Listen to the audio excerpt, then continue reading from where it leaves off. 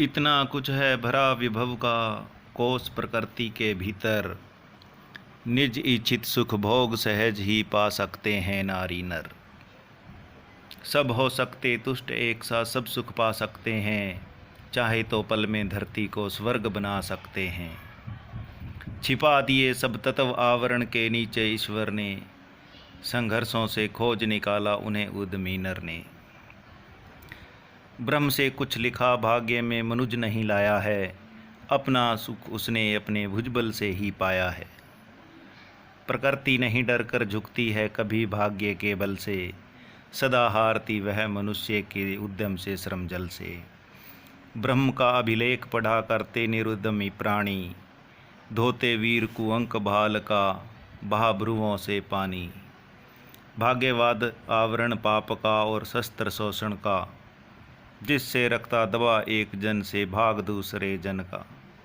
पूछो किसी भाग्यवादी से यदि विधि अंक प्रबल है, पद पर क्यों देती न समय वसुधा निज रतन उगल है। उपजाता क्यों विभव प्रकृति को सींच सींच वह जल से, क्यों न उठा लेता निज संचित कोष भाग्य के बल से।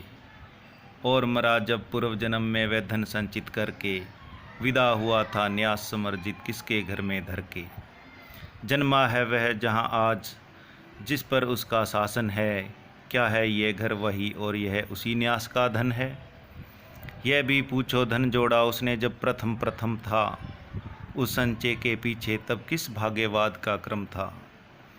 वही मनुज के श्रम का शोषण, वही अन्य में दोहन, वही मलिन छल नर समाज से, वही ग्लानि में अर्जन।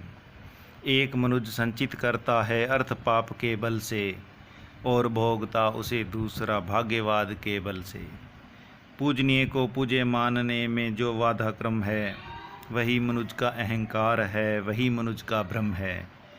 नर समाज का भाग्य एक है, वह श्रम वह भुजबल है, जिसके सम्मुख झुकी हुई पृथ्वी विनित नबतल है। जिसने श्रम जल दिया उसे पीछे मत रह जाने दो, विजित प्रकृति से सबसे पहले उसको सुख पाने दो। जो कुछ न्यस्त प्रकृति में है वह मनुज मात्र का धन है, धर्मराज उसके कण कण का अधिकारी जन जन है। सहज सुरक्षित रहता ये अधिकार नहीं मानव का, आज रूप कुछ और दूसरा ही होता इस भव का।